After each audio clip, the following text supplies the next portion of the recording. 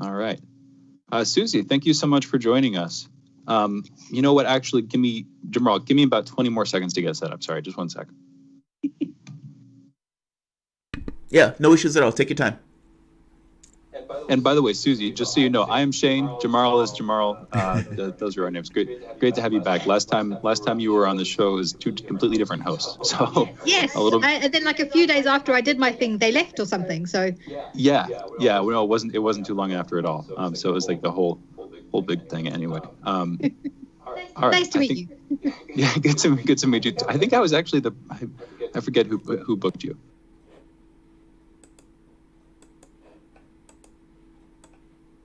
Intro. Great to have you. Thank you for joining us, Siouxsie. So after 100 days, New Zealand finally had a resurgence of COVID. After I think it was 102 days without a single new outbreak. This was actually, I remember the timing of this, when you were last on the show. We interviewed you, and you hadn't had cases in quite a while. And then between the time that we had interviewed you and we were going to be playing, you had new cases. And then very recently, we were going through the process of booking you, and now we've had the new cases after we've scheduled the interview, so we know that this has happened. But there was almost an encore. What happened this time? What obviously your response to COVID has been dramatically more effective than the United States as well as many other nations around the world. So not slighting you in the slightest, but what's happened since then, and how has your response changed in the last couple of weeks dealing with this new outbreak? Yeah, so I guess so we're following this elimination strategy, which means that we aim to get down to zero community transmission in New Zealand. But we obviously have New Zealanders still returning from overseas. So we also have very strict border controls where it's only New Zealanders at the moment. And there are you can apply for some exemptions, like if you're in a particular job that's needed or something like that. And then people come into the country and they go into a managed 14-day isolation. And so we've been trying to, intercept cases at the border. But it's always been very clear that, those protocols that are in place are not ever going to be 100%, bulletproof, right? So I guess it's been a kind of waiting to see what would happen, when would cases emerge again. And that's what happened. So at 102 days, we got notification that somebody had gone to their GP, their doctor, with symptoms, and they were basically tested. It was found to be COVID-19. And so then the machine kind of started with contact tracing happened, massive ramp up of testing. So one of the things that we'd become quite complacent about is testing of people with symptoms. So, most people who had kind of sniffles, because we're here in winter here at the moment, had just been going, oh, well, we don't have COVID-19, so it's okay. I can just, stay, I can just do what I need to do. I don't need to get tested. And that really clearly showed that we had a level of complacency that we were less likely to pick up cases if they appeared. So yeah, that's what happened. So we have one big cluster at the moment. It's just showing how the virus spreads in workplaces, in churches, in households. And the way the government has responded has been, again, to try to eliminate. So they've put, so these cases are all in Auckland, our biggest city. And so Auckland was moved, in fact, within 24 hours of them finding the case, Auckland was moved to what we call alert level 3, which is kind of a bit like a lockdown, but it's lockdown with kind of takeaways and online shopping. So businesses can operate, but then can be no customer facing or contact. And then the rest of the country was put at alert level 2, which means that distancing is in place, and various things. And yeah, so we're trying to actually wait, Siouxsie, real quick question there about those alert levels. Just a very quick question. Are those are like COVID alert levels, right? Are those newly implemented after the coronavirus spread, or? Yes, so they were brought in place, put in place when COVID-19 first started.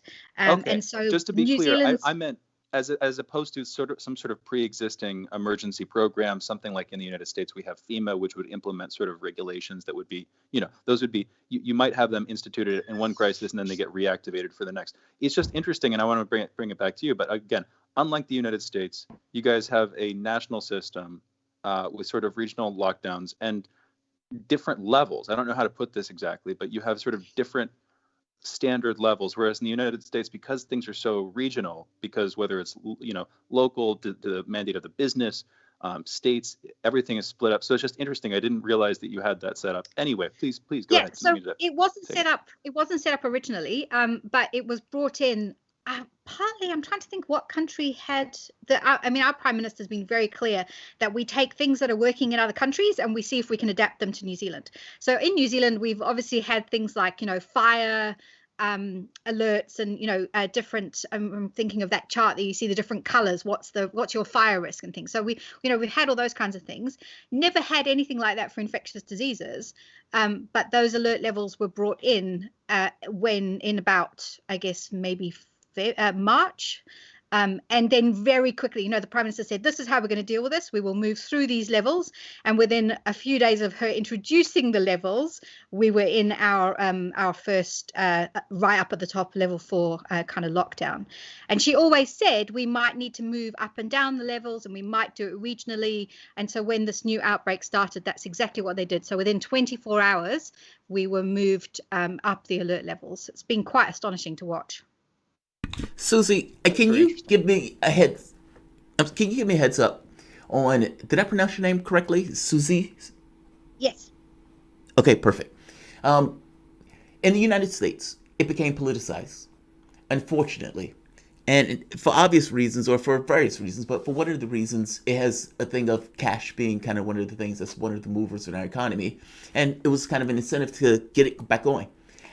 What was the complacency level in New Zealand? Meaning, were people saying, okay, fair enough, this is a virus, we need to do something about it, so we're going to wear a mask, we're going to social distance? Or was there a bit of consternation? Meaning, was there any kind of group that got into it that tried to push this into saying, no, we don't want to wear a mask, we don't want to get involved with these type of programs? Or did it just go relatively smoothly in comparison to some of the other states or other nations? So we, when we went into our lockdown first time round, masks weren't really required of anybody. So we haven't had, they've only just been sort of brought in as one of the measures now.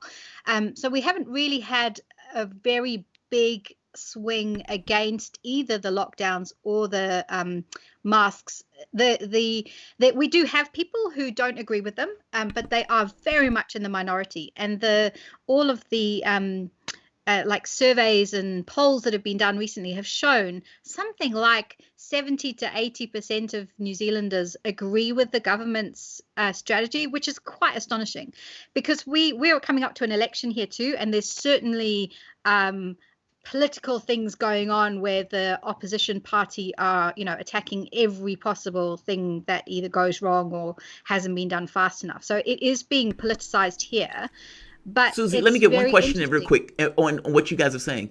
How did your population deal with not getting an income? Or maybe they did get an income, but how did your government deal with that, with people being locked down, if it mandated a lockdown?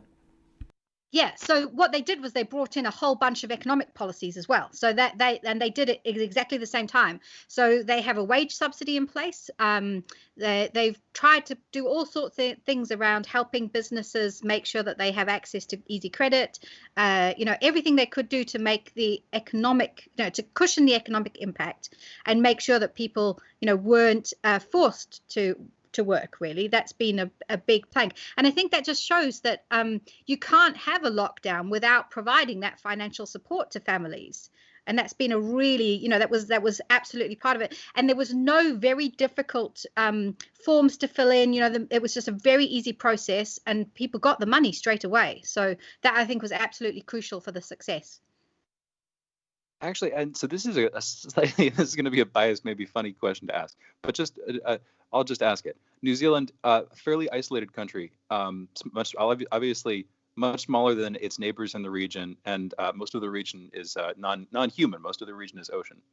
How much of that do you think would account for the difference in COVID cases? Or, I mean, I'd be charitable. It seems like New Zealand government has responded pretty effectively, but I'm just asking you. Do you think how much of that isolation has played a part in the successful COVID response here? So I think we're less isolated than most people think. We obviously have a very, very big tourism industry, and that has been absolutely decimated. And New Zealanders travel a lot because we are so isolated. So we're moving around all the time. We also, while there's not a huge population, most of New Zealand is empty. We are also situated in, we have big cities and things like that. So, I think what we had was time. So, the outbreak came to us a little later. So we got to watch what was happening in China, what was happening in Italy, Well, and when you say see. time, we can trace it. When are you talking about? So like February or March? Yeah, When in the process? yeah. So we had basically February to watch what was happening and say, and we had at that time, like, would we be in the position of Italy in a week's time, or was it going to be 2 or 3 weeks' time? And so I think we had the benefit of watching what happened if you didn't act.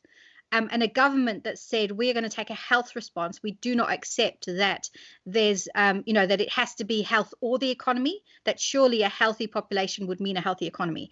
And so that's the approach they took. And they just, they did it at our first confirmed case of community transmission. Yeah. And another thing, I kind of want to get your perspective. We're speaking to you as a microbiologist, but also just as somebody living in that country. In the US, in that period, we obviously responded later and less than you guys did. But in that period, February, March, even extending into April, maybe starting earlier in late January, something like that. But when the virus started to get worrying, I'll put it like that, especially in February, I remember there being this like weird, and I haven't lived through something like this, I don't think, in the US, the media environment. Um, I was watching it pretty uniquely at the office and among the public at that time, so I was worried about it. But I remember skepticism, uncertainty, all of this stuff, and I remember it paralyzing our government. What was it like from your perspective in New Zealand, looking at your government? What do you think would be, the difference have been comparing it to what you see of ours? Um, so, I guess our prime minister was very much looking out. She spent time living overseas, and so she was watching what was happening, trying to get all the information about how many intensive care beds did we have, what was our capacity going to be like. And it was really clear that if we didn't act, we were going to be absolutely overwhelmed, and our doctors were going to be doing the same thing that they were in Italy, having to decide who got a ventilator and who didn't. And we didn't even have that many ventilators. So I think the looking out and going, what does this mean for us, was really, really important. But I also, I completely acknowledge that we actually, because we're just, we're one country spread over a couple of islands, but we don't have, states or anything like that. I mean, we've seen even in Australia, they've had much more difficulty because they've had a federal response, which actually has completely lagged behind many of the states. So we haven't had that problem of having multiple layers. Our issue has been about our health service and the way that is run. We have these multiple public health units and district health boards, which have massively complicated putting actions into, or putting plans into action, and seeing that differ slightly around the country. But it's been nothing like the challenges that I think other countries like the USA have had to face. All right. Thank you, Siouxsie. We'll be back in a minute. Yeah, let's take a break. You guys are listening to Fault Lines with Thomas and Stranahan. This is the voice. Oh, actually, you're right, Shane. We can just do this when we combine the video. Yeah, right. That's the thing. We can just cut it pretty abruptly like that, and when we bring it out, it'll flow pretty well. You wanna bring her back in, and I can time us? Absolutely. So welcome back to Fault Lines. My name is Jamarl Thomas. I am here with my co-host Shane Stranahan. We have with us Associate Professor Siouxsie Wiles, microbiologist at the University of Auckland, New Zealand, in the areas of molecular medicine and pathology. She studied medical microbiology at the University of Edinburgh, followed by a PhD in microbiology at the Center for Ecology and Hydrology in Oxford. That is an amazing resume, Siouxsie. So I appreciate you for joining us. Let me ask you this. When you guys are looking at the United States, or you're looking out at the various countries around the world, considering how well you guys have done, what have you been shocked by or surprised by in the responses from other countries? For example, when you said the medical boards, Well, we don't have medical boards in our country, at least not in the way that I would imagine you guys are constructed. So that would be something that we didn't know about or that we wouldn't know about unless we're talking to somebody who's there.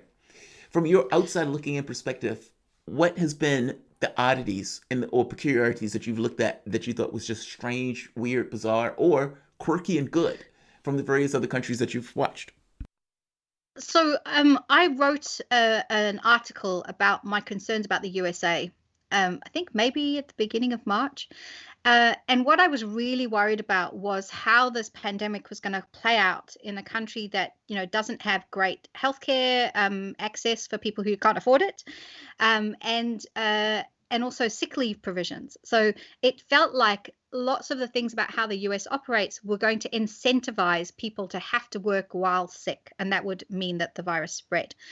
But I could never have imagined just how terrible the federal response was going to be. Like we've been reading things in New Zealand about states having to, like hire their own private planes to bring in, reagents and protective equipment for their healthcare workers, and things being Yeah, kind they of did. swiped by the state. And Well, that's just yeah, they did. The federal horrifying. government was stealing some of the supplies. So states had to use this kind of cloak and dagger in order to get various supplies into the country without the federal government basically taking the supplies. It was I astonishing. mean, it's just I'm speechless at that. And I guess that goes to um who's in power at the time. And so I think this is what we've seen around the world is depending on what your government is, who's in power and what their values are, we are seeing this playing out really differently. And those that do value the economy and money over everything else are behaving in a way that that fits that, rather than a way that actually saves lives. And it's horrifying to watch. From a microbiological standpoint, what is it with the COVID-19 virus that makes it so pernicious, or for that matter, like either so infective or even going beyond the infective point? It seems to be that there are various people who get the virus, and when they have some other kind of illness associated with it, it makes it that much worse. Or it seems to look for weakness and break, or for in order to injure the individual that much worse. It seems to affect them in greater and weirder or more awkward ways because some of the items associated with it are counterintuitive in the way that you would think it works. From a microbiological level, what is the effect of this, or how does this work?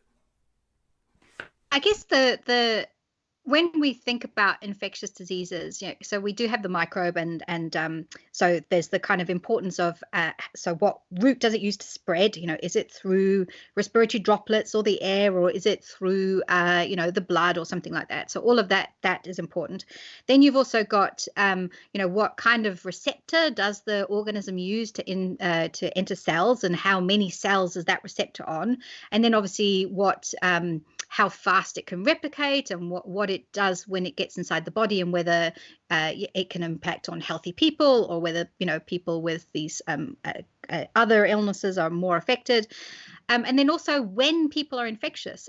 And it feels like with this virus, if you think about having a handful of dice and rolling them, it feels like we have got almost the worst possible score we could have from that set of dice.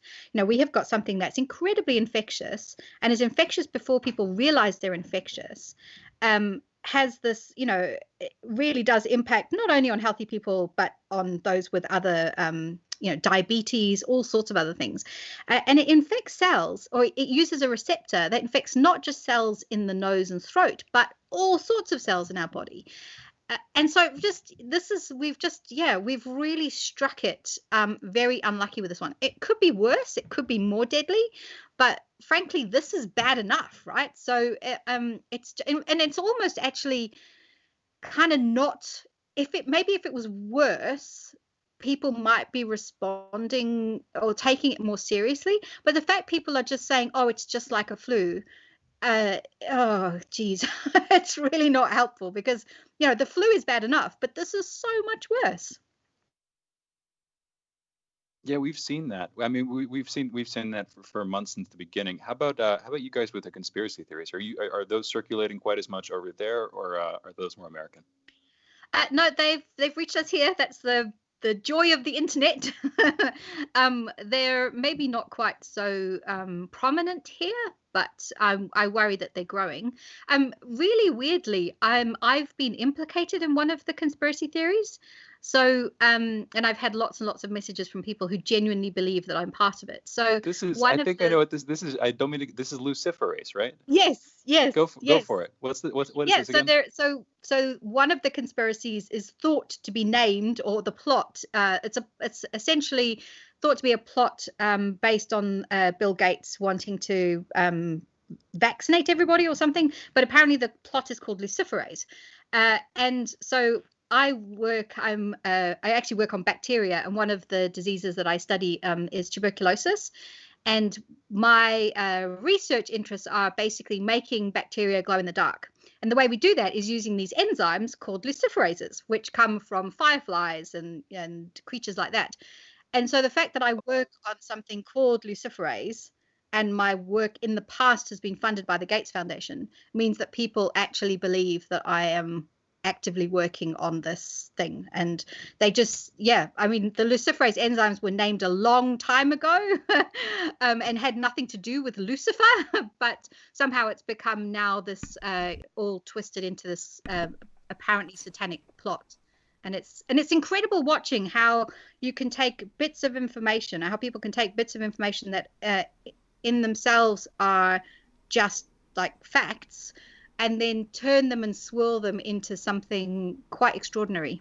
It is actually a very, very quick and specific question on that, not related to COVID, but literally just because I'm curious. It's luciferase, which relates to luciferin, which seems to be the actual light-emitting compound, and I'm seeing it listed in fireflies and snails in different species. Fireflies, that's probably the most sort of charismatic species. That's the one we would recognize. But is this, among other species, just real quick, is this the one that's actually responsible for bioluminescence pretty much among all species that we see emitting light, or is this just a sort of main class of those compounds? So they get the name luciferin and luciferase, but they're different chemicals. So the luciferin and luciferase from fireflies is a very similar chemical set that's in most insects, but bacteria glow in the dark, and they have a very different chemical set of luciferin and luciferases. And then there are other ones for creatures in the sea. So we have these generic names for different chemicals, but fireflies are one of the predominant ones, certainly in insects. Okay, yeah, go for it, Jamarl. Yeah, I don't want to take up more time. Well, I was going to say, I thought Shane was going in the exact same direction that I was with this the moment that you said that. But if I was a doctor, let's say I was working with you, and let's say I was really committed to my job, like passionate, extremely passionate like a Marvel movie passionate, and I said, I am going to inject these into my baby, my child, my infant. What would need to happen in order for you to inject those bioluminescence into an infant that can also now harness the power of this mutant latent ability? And what would they experience if they were trying to use that bioluminescence as a mutant ability? You've piqued my interest on this. I thought this was where Shane was going. Oh man, yeah, Jamarl, you read my mind. Anyway, Siouxsie, go for it.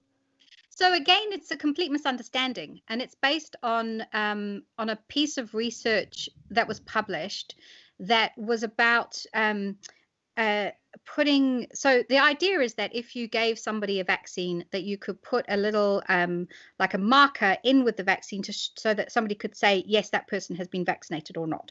And you would do that using what they were proposing was something called, I think, a quantum dot or something. So you can use something that basically, oh gosh, how to describe this?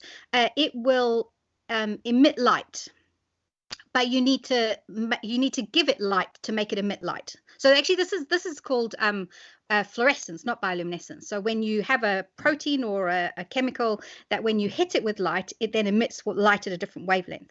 And so what this paper that people have latched onto was describing was using the luciferases as the way to activate the light. So you have the luciferases on the outside, and you use that to activate this chemical that's being used in the, on the inside, say under your skin. Actually, this is how jellyfish glow. So jellyfish have this amazing protein called green fluorescent protein, or GFP, but they also have luciferases, and the luciferases are the ones that produce bioluminescence and produce light, and then they turn the fluorescent protein on. That's So the interesting. way you could do this, real you quick, don't even Siouxsie, need luciferases. You just use torch, right? You just need to shine light at it. Oh, So yes. luciferases was just one way to do it. Totally. No, just real quick to, again, you already said this, but just to sort of restate it, the luciferase in that case would be emitting the compound that would be bioluminescence, a chemical reaction, and then the fluorescence would basically, this is a dumb and it's not exactly right, but it would sort of be refracting the light that's already emitted. It would be taking that light in, changing its frequency, and putting it out at a different form. That's the simple way of what you're saying? Yeah, it's to do with what the electrons are doing. And so basically, if you emit light, you shine light on the electrons, they move out of their orbits, and then they emit the light at a different wavelength. So yeah, there's physics and chemistry all involved in this. But the important thing is it's not the luciferases that get injected. It's the luciferases that could be used as part of the way to turn that system on and detect what has been injected. But as I say, luciferases would be a very silly way of doing that when you could just shine a torch at somebody. I see. And this would be fair for enough. Chemical signaling stuff inside the body or something like that. Like if you're trying to use this as a marker for tracking things or tying things down. Is that the idea? Yeah. I mean, all you need, we do this already. It's just a tattoo. You would just need, and there are tattoos already that glow in the dark, right? Or glow under UV light. So that's all it is using a dye that basically changes color or emits a signal when you shine light at it. I see. Siouxsie, that's fine, but sense. I want my kid to have the immune ability to emit light. So you're saying not luciferase, but what if you use the other ones? So say, for example, you convince me, you say, look, that's a stupid way to do it. If you want your kid to have immune ability to shine like that, you need to use these other things. Is it still possible?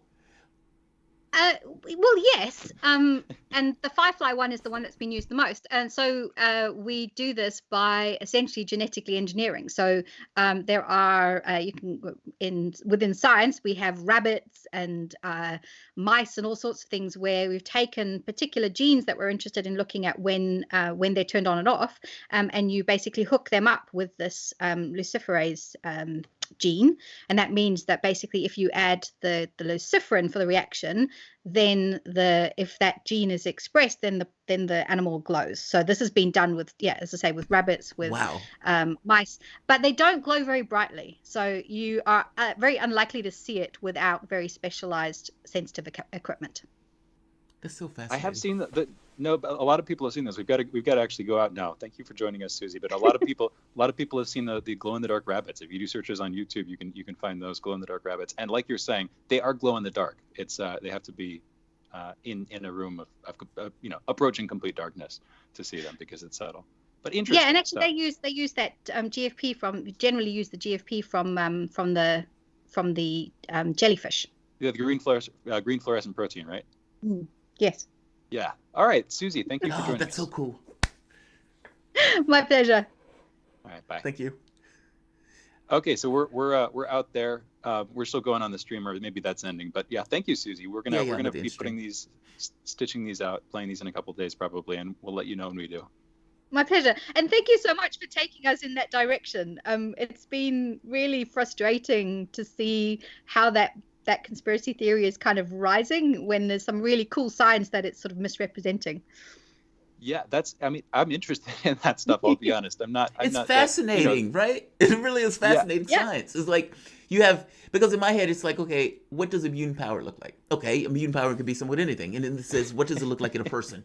And then you extend it out to say, well, if you could do that to a rabbit, can't you do that to a person? And then even further in saying, well, if the science went for 10, 15 years trying to dedicate and figure out how much it can go for this, how far can you take that human being in that direction where he becomes like a human torch? Like, oh, I love it. It's fascinating. Because you can get into the biology of what needs to happen for that to work. And it gets silly after a while. Don't misunderstand me. It's like the physics of Star Trek, where you're saying, all right, this is what has to happen.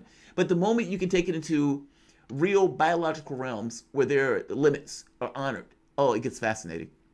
It gets fascinating. So I appreciate you even answering it in those terms. I think it's just silly comic book My pleasure. It's been thing. really, really nice to talk to you. Absolutely. Thank you for Thank you joining us, again. Siouxsie. I appreciate it. All right, take care. All right, guys, that was our interview with Siouxsie. We're gonna, when we get the opportunity to be on the show, we're gonna stitch that together into something that's a little bit more pleasant. But I don't mind you guys getting an early look at what we're gonna do in regards to our interviews. But no, that was fun. That's interesting to me. Then you could say, all right, if I could take a rabbit and do that, what if I do that to a kid? So I put those things into that kid that not just reflect, but also give off light. How does the kid experience that ability? Does it do it naturally? Is it automatic? And then can you tweak it and make that ability better and better and better? Which, honestly, humanly, yes. From a scientific or from a public standpoint, the public will probably be losing its goddamn mind. But you will create something that's glow. It's a human being that just goes out, just glows like a superpower. That's where I'm at. That's where I'm at. That's what we need to be doing with our time. Like, share, and subscribe.